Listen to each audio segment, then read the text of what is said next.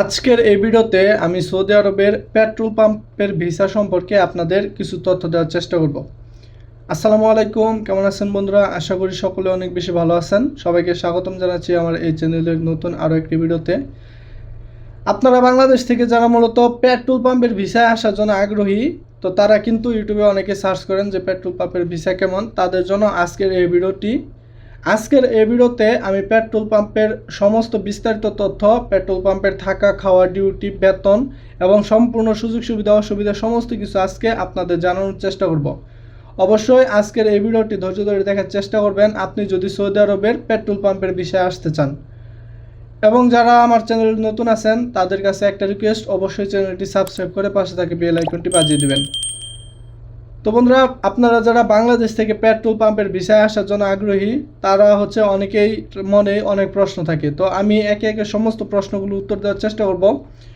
তো প্রথমে আসি, পেট্রোল পাম্পের ভিসার সিস্টেমটা কীরকম। তো দেখেন, আপনারা যদি বাংলাদেশ থেকে পেট্রোল পাম্পের ভিসা আসতে চান, এক্ষেত্রে আপনারা দুই রকমের ভিসা আসতে পারবেন। একটা কোম্পানির পেট্রোল পাম্প, আরেকটি আপনার কফিলের আন্ডারে অথবা মালিকানাধীন যে পেট্রোল পাম্প সেগুলোর ভিসাতে। আপনারা যারা কোম্পানির ভিসাতে আসবেন, কোম্পানির ভিসাতে আসার পরে কিন্তু আপনি কোম্পানির সিস্টেম অনুযায়ী আপনি বেতন, ডিউটি এবং সমস্ত সুযোগ সুবিধা পাবেন। এবং যারা মূলত কফিল ভিসায় আসে, তারা কিন্তু কফিলের আন্ডারে কাজ করতে হবে। অর্থাৎ সৌদি আরবের কফিলরা, মানে সৌদি আরবের যে সৌদিরা যে পেট্রোল পাম্পগুলো দেয়, সেইখানে কাজ করার জন্য নিজের নামে যে ভিসাগুলো দেয়, এই ভিসাতে যারা আসে তারা মূলত এই মালিকানাধীন পেট্রোল পাম্পে কাজ করে। তো আশা করি ভিসার ব্যাপারে আপনারা বুঝে গেছেন। এখন পেট্রোল পাম্পের, যারা কোম্পানি পেট্রোল পাম্পে আসে, তারা কি রকম কাজ করবে বা কি রকম পেট্রোল পাম্পে পড়বে বা কি রকম আপনার পেট্রোল পাম্পের সিস্টেম। তো দেখেন, পেট্রোল পাম্পগুলো কিন্তু সৌদি আরবের পেট্রোল পাম্পগুলো যেগুলো একটা কোম্পানির আন্ডারে, এগুলো কিন্তু অনেক বড় একটা এরিয়া জুড়ে তৈরি করা হয়। যেমন আপনার সৌদি আরবের যে মেন রুটগুলো বা হাইওয়েগুলো, যেমন Riyadh to Mecca, Mecca to Medina, তারপর রিয়াদ টু দাম্মাম, এরকম যে রুটগুলো বা হাইওয়েগুলো, এই বড় বড় হাইওয়ের সাইডে বা হাইওয়ের মানে হাইওয়েতে যাওয়ার সময় আপনারা কিন্তু এরকম পেট্রোল পাম্পগুলো দেখতে পারবেন। তো অনেক ক্ষেত্রে কিন্তু পেট্রোল পাম্পগুলো সমস্ত মরুভূমির মাঝখানে পড়ে থাকে, কিন্তু এখানে সুযোগ সুবিধার মধ্যে আপনার মেন হাইওয়ের সাথে আপনি ছোট্ট একটা এরিয়া জুড়ে আপনার সেখানে গ্যারেজ থাকবে, একটা পেট্রোল পাম্প থাকবে এবং একটা বাকালা থাকবে, অর্থাৎ সৌদিদের যে মুদির দোকানটা, তো এই মুদির দোকানটা থাকবে। এরকম এরিয়া জুড়ে অনেকগুলো পেট্রোল পাম্প থাকবে এবং এরকম ছোটোখাটো দোকান থাকবে। এবং এই রকম এরিয়া জুড়ে আপনারা যারা কোম্পানি ভিসায় আসবেন, তারা এরকম কাজ করতে পারবেন। এবং এই পেট্রোল পাম্পগুলোতে কিন্তু প্রচুর লোক কাজ করে। 2 সেফটি ডিউটি হয় এবং এক সেফটিতে আপনার 20 থেকে 30 জন করে কাজ করে দিনে এবং রাতে।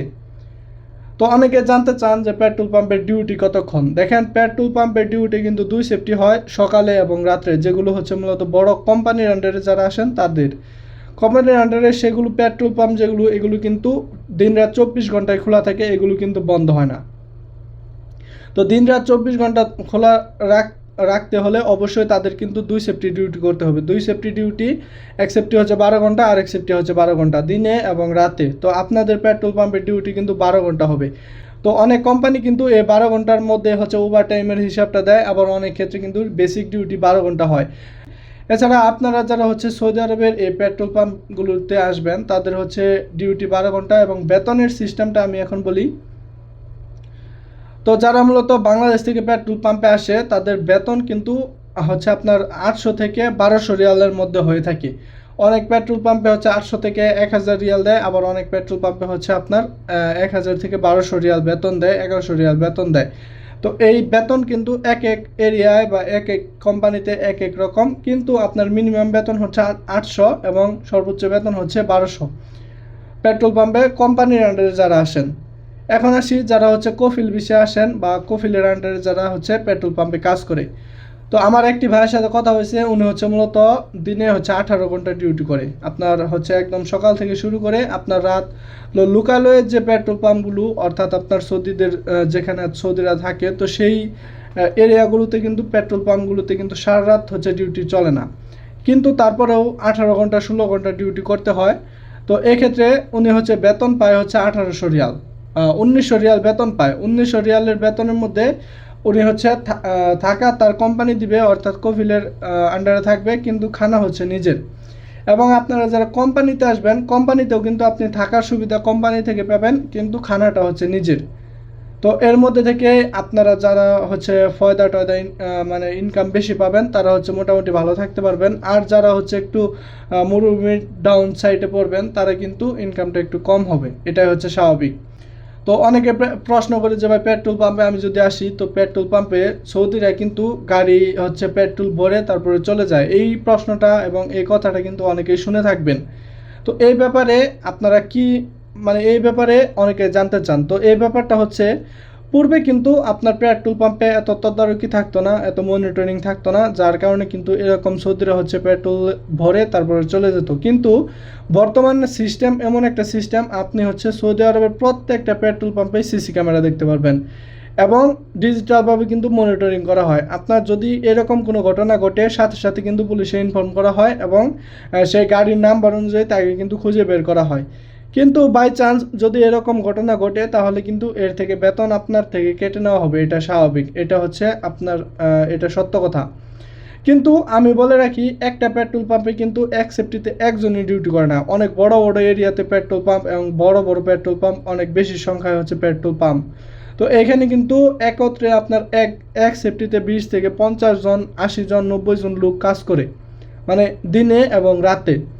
তো আশা করি বিষয়টি বুঝতে পেরেছেন, এবং বাকি সকল সুযোগ সুবিধা আপনারা হচ্ছে সৌদি আরবের আইন অনুযায়ী, নিয়ম কানুন অনুযায়ী আপনারা পেয়ে যাবেন, কোনো প্রবলেম নেই।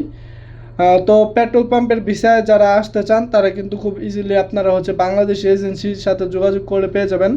অবশ্যই আমার ভিডিওতে অল টাইম আমি একটা কথা বলি, আপনারা দালালের খপ্পরে পড়বেন না। কারণ দেখা গেছে আপনি পেট্রোল পাম্পের ভিসার কথা যদি কোনো এজেন্সিকে জানান, তাহলে এজেন্সি ভালো ভালো মানে কোম্পানি যেগুলো, এই কোম্পানিতে আপনাকে পাঠাবে, কিন্তু দালালরা হচ্ছে আপনাকে নিয়ে আপনাকে বলবে ভিসা আছে অমক তমক, কিন্তু আপনারা হচ্ছে নিয়ে অনেকটা ঘোরাঘুরি করাবে।